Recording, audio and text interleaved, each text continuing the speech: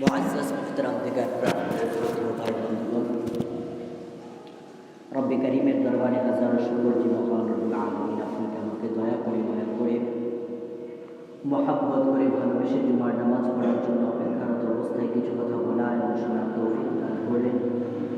এই জন্য মহামালিকের দরবারে শুকর আদায় করি আলহামদুলিল্লাহ। মুহতারাম হাজরিন,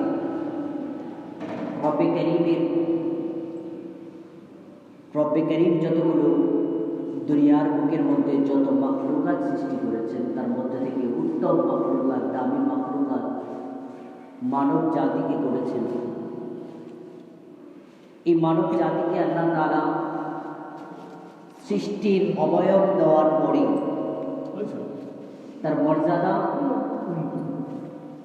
তার মর্যাদাকে বোঝাবার জন্য, তার দামকে ফেরেশতা জিন সকলের মাঝে অক্ষুণ্ণ রাখার জন্য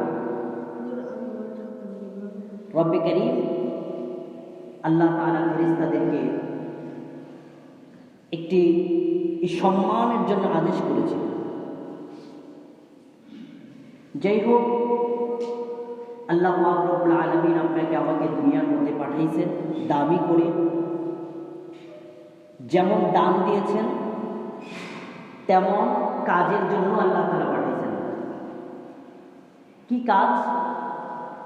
বলে আল্লাহ তাআলার ইবাদত করার জন্য। বান্দাকে তা আব্দুর এই জন্যই ডাকে যে বান্দা আল্লাহর গোলামি। কিন্তু এই গোলামির কাজ আমাদের কি করার জন্য আল্লাহ পাঠাইলেন? এই গোলামি থেকে আপনি আর আমি দূরে কেন? কি এমন জিনিস যে জিনিসের কারণে আপনি আর আমি মালিকের গোলামি থেকে দূরে সরে আসি? ইয়া আইয়ুহান নাস মা গাররাকা বিরাব্বিকাল কারীম। রব্বে করিম নিজেই বলতেছেন, ইয়া আইয়ুহান নাস, হে মনুষ্য, মা গাররাক, এমন কি জিনিস যেটা তোমাকে বাধা প্রদান করতেছে, যেটা তোমাকে উৎসাহিত করতেছে না? বিরব্বিকাল কারীম, তোমার সম্মানিত প্রতিপালক রবের কাছ থেকে দূরে সরায় রাখতেছে। আল্লাযী খালাকাকা ফাসাওয়াকা ফাআদালাক, যে রব তোমাকে আমাকে এত অবয়ব দিলেন, এত সুন্দর করলেন, সেই রবের কাছ থেকে মা গররাক, কি এমন জিনিস তোমাকে দূরে সরায় রাখতেছে?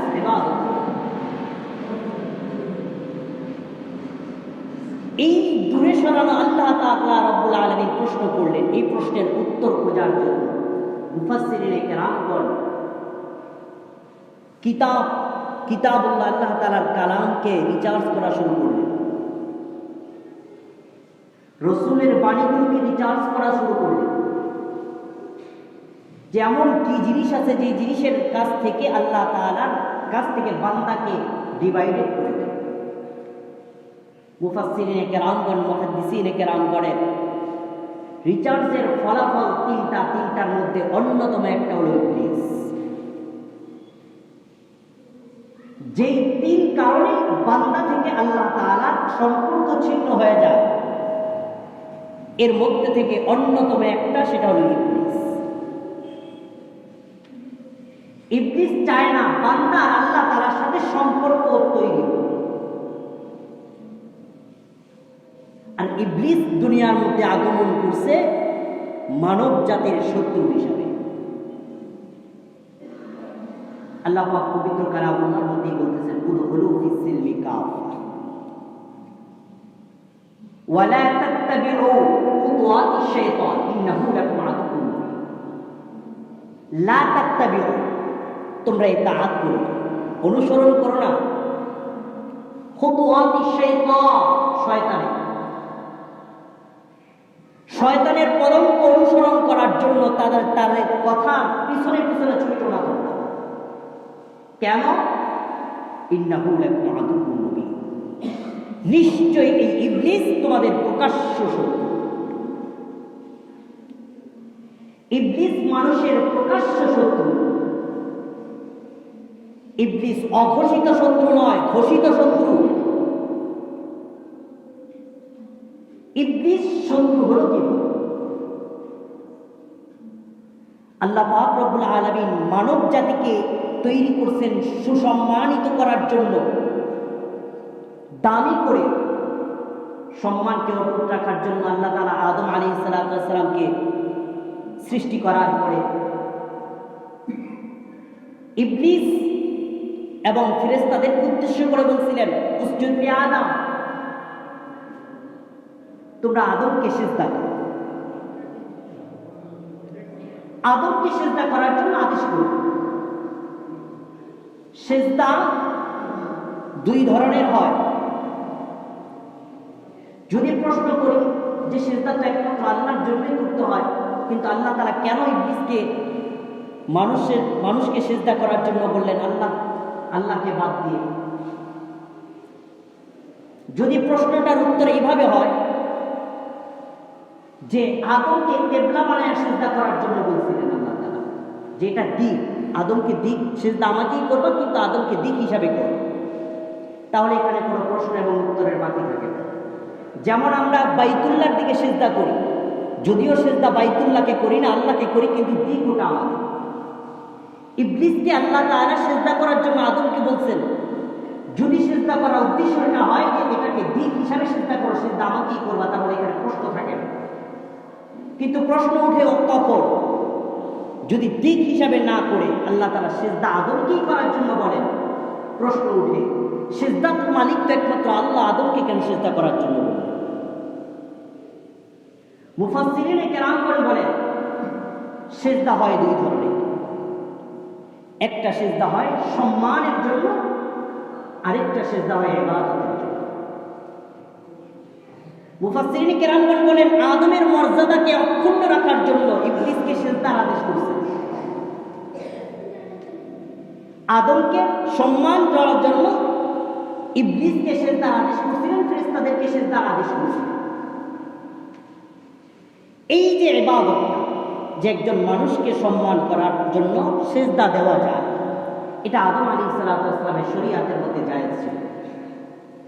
আদম আলাইহিস সালামের শরীয়তের মধ্যে যখন এটা জায়েজ হয়, তখন একটা মানুষকে সম্মান দিতে দিতে, সিজদা দিতে দিতে এক সময় সম্মানের সিজদা রাখে না, ইবাদতের সিজদায় পরিণত করে দেয়। তখন একেবারে বান্দাকে আল্লাহর আসিরে বসায় দেয়, শিরক করা শুরু করে। এইভাবে যখন আদমের উম্মতরা করা শুরু করলো, আল্লাহ বলেন নতুন আরেকজন নবী পাঠাইলেন।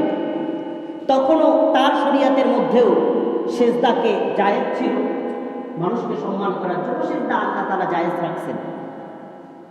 মুসা আলাইহিস সালামের শরীয়তের মধ্যে একজন মানুষকে সম্মান করার জন্য সিজদা জায়েজ রাখছেন। ইব্রাহিম আলাইহিস সালাম পর্যন্ত একজন মানুষকে সিজদা করে সম্মান করা এটা জায়েজ রাখছেন। শেষ পয়গম্বর রাসূল করিম সাল্লাল্লাহু আলাইহি ওয়াসাল্লাম যখন আসলেন, পৃথিবীতে আগমন করলেন, আল্লাহ পাক স্পষ্ট জানায় দিলেন যে সিজদা একমাত্র আল্লাহ তাআলার জন্য, একজন মানুষকে সম্মানের জন্য সিজদা করা যাবে না। আদম আলাইহিস সালাম থেকে বহু নবীদের জামানায় শরীয়তের মধ্যে একজন মানুষকে সম্মান করার সিজদা এটা জায়েজ ছিল, কিন্তু আমাদের পয়গম্বরদের মধ্যে মানুষকে সম্মানের জন্য সিজদা করা এটা শিরক। কেননা রাসূল এক হাদিসের মধ্যে বলেন যে উম্মতে মুহাম্মদের নারীদেরকে বলতেছেন যে তোমাদেরকে যদি আমি সিজদা আল্লাহ ছাড়া অন্য কাউকে দেওয়া জায়েজ থাকতো, তোমাদেরকে তোমাদের স্বামীদের সিজদা করার জন্য বলতাম। শিরক করা, ইবাদতের সাথে শরীক করা, এটা তো সমস্ত নবীদের উম্মতদের জন্যই শিরক ছিল, গুনাহ ছিল। তো ইবাদতের জন্য সিজদা নবী নারীদেরকে নিষেধ করছেন, এটা তো হতেই পারে না।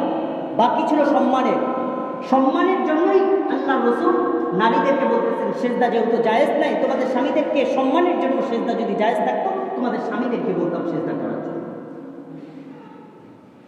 এখন এই কথা বলে কোনো পার পাওয়া যাবে না যে ফেরেশতারা যেমন আদমকে সিজদা করছে, আমরাও তেমন কবরের মধ্যে যে মাজারে সিজদা করি, যেটা ইবলিসের দলিল, এটা ঠিক এমন দলিল।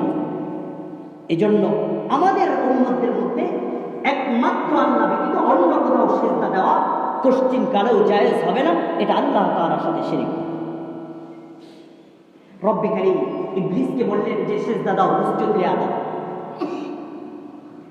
ইবলিস তো যুক্তি দাঁড় করাইছে, সেজদা দেয়। ইবলিস যুক্তি দাঁড় করাইছে, ঘটনা সংক্ষেপে বলতেছে, সকলেই জানেন। ওয়াইদ কুল্লা লিআদম ফাসাজাদু ইল্লা ইবলিস, যে সমস্ত ফেরেশতারা সিজদা করলেন ইল্লা ইবলিস, শুধুমাত্র ইবলিস ব্যতীত। তো আল্লাহ পাক রাগান্বিত হলেন, ইবলিস যুক্তিও দিছে, ক্বালা আনা খায়রুম মিনহু খালাকতানি মিন নার ওয়া খালাকতাহু মিন তিন, আমি আগুনের তৈরি, আদম মাটির তৈরি। তা আদমকে সিজদা করার প্রশ্ন আছে না। তো আল্লাহ তাআলা ইবলিসকে বিতাড়িত করে দিয়েছে, যাও। আল্লাহ তাআলা বিতাড়িত করে চিরদিনের জন্য তাকে কাফের ঘোষণা করে আল্লাহ তাআলা জাহান্নামের মধ্যে ওয়াজিব করে দিয়েছেন, জান্নাতকে হারাম করে দিয়েছেন। ইবলিসকে যখন আল্লাহ তাআলা বললেন জান্নাত তোমাকে দেওয়া হবে, ইবলিস আল্লাহ তাআলাকে চ্যালেঞ্জ ছুড়ল, যে জান্নাত কার জন্য বানাইছেন? তাই জান্নাত আমাকে দিবেন না? আমার এত ইবাদত কার জন্য বানাইছেন? বলে আদমের জন্য বানাইছে। বলে আল্লাহর কাছে চ্যালেঞ্জ করলেন ইবলিস, যে আমি চ্যালেঞ্জ করলাম যে আপনার আদমের সন্তান একটাকেও আমি জান্নাতে যেতে দেব, জান্নাতের রাস্তায় আমি ওর বাধা হয়ে দাঁড়াবো, ওর বাধা হয়ে দাঁড়াবো। আল্লাহ তাআলা বললেন যে তুই বাধা হবি, বান্দা আমার কাছে ফিরবে, আমি সঙ্গে সঙ্গে মাফ করে দিই। বলে আল্লাহর কাছে এবার ইবলিস বলতেছে, আল্লাহ আপনি যেহেতু আমাকে জান্নাত দেনই নাই, তো আমাকে যখন বাধা দেওয়ার অনুমতি দিচ্ছেন, আমি আপনার কাছ থেকে কয়েকটা শক্তি চাই নিতেছি, যে ক্ষমতাগুলো আমাকে দেন। বলে আমি চাই কিয়ামত পর্যন্ত যেন আমি জীবিত থাকি, আমার হায়াতকে লম্বা করে দেন। বলে যা দিয়ে দিন। বলে প্রত্যেকটা মানুষের রগ উপশিরার মধ্যে ঢুইকে যেন আমি অস্ত্র দিতে পারি, দিনের মধ্যে আমার বসার স্থান করে দেন। বলে যা দিয়ে দিন। প্রতিটা মানুষের বাম কাঁধের এই পিছনের দিকে একটা রগ রাখছেন আল্লাহ তাআলা, যেটাকে সার রগ বলা হয়। এই রগ দিয়ে ইবলিস প্রবেশ করে, এই বাম কাঁধের রগ দিয়ে ইবলিস প্রবেশ করে। এই জন্যই এই বাম কাঁধের সার রগের কাছেই আমাদের নবী পয়গম্বরের একটা মোহর ছিল, যেটাকে মোহরে নবুওয়াত বলা হয়। এই রগের ঢোকার স্থানকে ওই মোহর দিয়ে বন্ধ করে দিয়েছেন, নবীর গায়ের মধ্যে ইবলিস প্রবেশ করতে পারে না। এই রগের মধ্যে প্রবেশ করে ইবলিস বাধা দেয়। এটা আল্লাহর কাছ থেকে চ্যালেঞ্জ। 3 নম্বর শক্তি চাইছে আল্লাহ, যদি আমি ওর কাছে না যাইতে পারি, আমি যেন দূর থেকে ওর দিলের মধ্যে কুমন্ত্রণা দিতে পারি, এই শক্তি আমাকে দাও। বলে যা দিয়ে দিলাম। এই 3টা শক্তি অর্জন করলেন ইবলিস। এবার 3টা শক্তি অর্জন করে ইবলিস একে একে মানুষকে গোমরাহি করার জন্য এভাবে বাধা প্রদান করতে থাকে। মুহাদ্দিসিনে কেরামগণ বলেন, মুফাসসিরিনে কেরামগণ বলেন, ইবলিসের এই 3 সূরত, এই 3টা রাস্তা যখন আল্লাহর কাছ থেকে চায় নিয়েছেন, চায় না বলতেছেন ইবলিস মানুষকে গোমরাহি করেও 3 সূরত। এর মধ্যে থেকে 1 নম্বর সূরত, আদম আলাইহিস সালামকে যখন বললেন আদম জান্নাতে থাকো, এই যে গাছ আছে এই গাছের ফল তুমি খাইবা না, যদি খাও জান্নাত থেকে বিতাড়িত করে দেওয়া হবে। তো আদম আলাইহিস সালাম বুঝলেন। এবার ইবলিস আসছে আদম আলাইহিস সালামের কাছে, আয়েশা বলতেছেন যে আল্লাহ যেটা বলছে এটা তুমি বুঝো নাই। বলে কি বলছে? আল্লাহ তো বলছে এই গাছের ফল খাইতে না, কিন্তু তুমি এইটা খাও না, এমন গাছ তো আরো আছে, ওইটা খাও, ওইটা যদি খাও তাহলে আজীবন থাকতে পারবা জান্নাতে। এই যে যে ধোকাটা দিল, এটাকে আল্লাহর দোহাই দিয়ে নেক্সট সুরতে না ধোকার সুরতে? নেক্সট সুরতে ধোকা, আল্লাহর দোহাই দিয়া নেক্সট সুরতে ধোকা। ইবলিসের সর্বপ্রথম ধোকার পয়েন্ট হলো এটা। ইবলিস মানুষকে যে গুনার দিকে ধাবিত করে, এটা নেক্সট সুরতে ধোকার মাধ্যমে ধাবিত করে। আপনার দিলের মধ্যে এমন কিছু জন্ম দিবে যে এটা করলে সওয়াব হবে, কিন্তু এই সওয়াবের কথাকে বইলা ইবলিস যখন আপনাকে ওই পায় ওদিকে যখন ধাবিত করবে, আপনি গুনার দিকে গুমরার দিকে। এই যে নেক্সট সুরতে ধোকা, এটা আমাদের সমাজের মধ্যেও আছে। হজ যখন ফরজ হয়ে যায়, হজ ফরজ হয়ে যায়, হজ ফরজ হওয়া থেকে শুরু করে যখনই হজের সময় হবে ওই মুহূর্তেই ফরজ। আপনি বলতে পারবেন না না এই বছর না আগামী বছর যাব। হজ একবারই ফরজ হয়।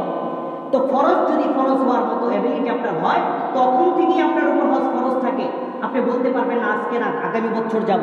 যদি কোনো ব্যক্তি এই অবস্থায় মারা যায়, ওই ব্যক্তি মুনাফিক হয়ে মারা যায়। আল্লাহ রাসূল বড় দোয়া করছেন। আমাদেরকে নেক্সট সুরতে ধোঁকা দেয় কিভাবে দেখেন। আমাদের যখন হজ করার এবিলিটি তৈরি হয়, তখন দিলের মধ্যে তৈরি হয় কি, ছেলে একটা এখনো বিবাহ দেই নাই, বিয়ে দিয়ে নেই, তারপরে হজে যাব। মেয়ে একটা এখনো অববিবাহিত, বিয়ে দেই নাই, তারপরে দিই। বিবাহ এটা তো পরের জিনিস, কিন্তু হজ যদি ফরজ হয় এটা আগে দেওয়া। বিয়ে দেই নাই, বিয়ে দিতে হবে, এই সমস্ত কিছু নেক্সট সুরতে ধোঁকা, সমস্ত কিছু নেক্সট সুরতে ধোঁকা। ইবলিসের প্রথম পয়েন্ট হলো। 2 নম্বর পয়েন্ট, ইবলিস আপনার রগে অনুসরায় যাওয়ার পরে যে মন বলে একটা জিনিস আছে, আমাদের দিন, আমাদের ইচ্ছা শক্তি একটা বলে জিনিস আছে, ওই স্থানে ইবলিস আশ্রয় গ্রহণ করে। সেখান থেকে আপনার মন থেকে দিল থেকে কুমন্ত্রণা দিতে থাকে। বুঝবেন কিভাবে ইবলিস এখন আমার দিলের মধ্যে কুমন্ত্রণা দিতেছে? বলে এটা বোঝা যায়। আল্লাহ তাআলা বললেন যে আদুউম মুবিন, ইবলিস তোমাদের প্রকাশ্য শত্রু। যে এটা বুঝবেন কিভাবে? ইবলিসকে তো দেখা যায় না, ধরা যায় না, ইবলিস যে আমাকে কুমন্ত্রণা দিতেছে এটা বুঝবেন কিভাবে? শীতের বেলা সকাল, আযান হইতেছে মসজিদে, ইচ্ছা করলে ল্যাবের থেকে উঠা মসজিদে যাইতে পারি। আমার দিলের মধ্যে এখন জন্ম নিতেছে যে না, নামাজের সময় তো সূর্য উদয়ের আগ পর্যন্ত থাকে, আমি একটু পরেই উঠি। বুঝবেন ইবলিস আপনার দিলের মধ্যে স্থান করেছে। 3 নম্বর সূরত, ইবলিস আপনার দিলে ঢুকবে না, কিন্তু দূর থেকে আপনার দিলের মধ্যে তাকায়া তাকায়া কুমন্ত্রণা। কুমির ডিম পারে, জলে পারে না, স্থলে পারে। কুমির থাকে জলে, ডিম পারে স্থলে, কিন্তু জলের থেকে স্থলের দিকে তাকায়া তাকায়া ডিমের দিকে তাও দেয়। এরপরে করে বাচ্চা জন্ম। ঠিক ইবলিস দিলে জায়গা করে না ঠিক, কিন্তু দূর থেকে দিলের মধ্যে তাও দেয়। এই তাওয়ের কারণে আপনার দিলের মধ্যে গুনার কুমন্ত্রণা জন্ম নেয়। গুনার কুমন্ত্রণা যখন জন্ম নেয়, তখন আপনি গুমরাহির মধ্যে পাবেন। এই ইবলিস থেকে বাঁচার উপায়, ইবলিস থেকে বাঁচবেন কি করে? আল্লাহ তাআলা বলেন যে বাঁচার দোয়া শিক্ষা দিলাম, এই দোয়া পড়ান বাঁচায়। আপনার বন্ধুর বাসায় গেছে, অনেক হাই সোসাইটির লোক উপরে থাকে, তো হাই সোসাইটির লোকটি সাধারণত নিচের মধ্যে কুকুর পালে। কুকুর, বিদেশি কুকুর, অনেক দামি দামি। আপনি যখন ঘরের গেটে নক করছেন, কুকুর তো আপনাকে চেনে না, অপরিচিত কুকুর তো শব্দ করা শুরু করছে, ঘেউ ঘেউ শুরু করছে। এই মুহূর্তে আপনি কি করবেন? কুকুরকে মারবেন না আপনি দৌড় দিবেন? বাট দৌড়ও দিবেন না, মারবেনও না। কি করবেন? আপনি নিচ থেকেই বন্ধুকে ডাকবেন, বন্ধু তোমার কুকুর সামলাও, বন্ধু তোমার কুকুর সামলাও। বন্ধু তখন উপর থেকে বলবে বা নিচে এসে বলবে যে জনি সাইড হও। কুকুরের নাম তো এগুলোই থাকে, এমন থাকে, মিঠু সাইড হয়েছে, তো কুকুর বন্ধুর কথা শুনে সাইড হয়ে যাবে। ঠিক এরকম কি ইবলিস যখন আপনাকে আমাকে ধোঁকা দিতে থাকবে, ইবলিসের থেকে পালায়নও করা যাবে না, ইবলিসকে মারাও যাবে না। তো ইবলিসকে যায়, ইবলিসকে এই শক্তি যিনি দিচ্ছেন তার কাছে বলতে হবে আল্লাহ তোমার ইবলিসকে সামলাও, তুমি তোমার কুকুরকে সামলাও। বলে কুকুরকে সামলাবো কি বলে? সকলের দোয়া মুখস্থ, আউযু বিল্লাহি মিনাশ শাইতানির রাজিম। সকলেই যখন দিলের মধ্যে কুমন্ত্রণা আসবে, দোয়া করে নেওয়া, আউযু বিল্লাহি মিনাশ শাইতানির রাজিম। আল্লাহ বিতাড়িত শয়তান থেকে আশ্রয় চাইতেছি। যদি এটাই কাজ না হয়, তখন মুগুর রেডি করতে হবে, মুগুরকে লা হাওলা ওয়ালা কুওয়াতা ইল্লা বিল্লাহ। যদি এটাও কাজ না হয়, তো আল্লাহ তাআলা পবিত্র কালামুল্লাহর মধ্যে একটা আয়াতুল কুরসি তেলাওয়াত করার জন্য বলছেন, যে আয়াতুল কুরসি তেলাওয়াত করে শয়তান দূর দূর করে ভাগতে থাকে। আল্লাহু লা ইলাহা ইল্লা হুয়াল হাইয়ুল কাইয়্যুম লা তাখুযুহু সিনাতুন ওয়া লা নাওম লাহু মা ফিস সামাওয়াতি ওয়া মা ফিল আরদ মান যাল্লাযী ইয়াশফা'ু 'ইনদাহু ইল্লা বিইذনিহি ইয়া'লামু মা বাইনা আইদিহিম ওয়া মা খালফাহুম ওয়া লা ইউহীতুনা বিশাইইন মিন ইলমিহি ইল্লা বিমা শাআ ওয়াসি'a কুরসিয়্যুহু সামাওয়াতি ওয়াল আরদ ওয়া লা ইয়াউদুহু হিফযুহুমা ওয়া হুয়াল 'আলিয়্যুল 'আযীম। এই দোয়া পড়ে পড়ে শয়তানের কাছ থেকে আশ্রয় চেয়ে আল্লাহর কদমে কদমে চলার তৌফিক আল্লাহ পাক রব্বুল আলামিন আমাদের প্রত্যেককে দান করুন। আমিন ওয়া আখিরু আলহামদুলিল্লাহি রাব্বিল আলামিন। যারা সুন্নাত পড়েন শুনুন।